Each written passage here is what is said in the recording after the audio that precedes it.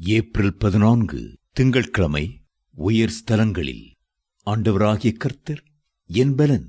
அவர் என் கால்களை மான் கால்களைப் போலாக்கி உயரமான ஸ்தலங்களில் என்னை நடக்க பண்ணுவார். அபகூக் 3:19. கர்த்தர் நம்மை பலப்படுத்துவதன் முக்கியமான நோக்கம் நாம் அவரோடு கூட உயர்ந்த உன்னதமான ஸ்தலங்களிலே நடக்க வேண்டும் என்பதுதான். ஆகவே அவர் நம்மை உன்னதத்திற்குரிய சகல ஆசீர்வாதங்களினாலும் ஆசீர்வதிக்கிறார். எபேசியர் 1:3. உன்னதங்களிலே அவரோடு கூட உட்காரவும் செய்தார்.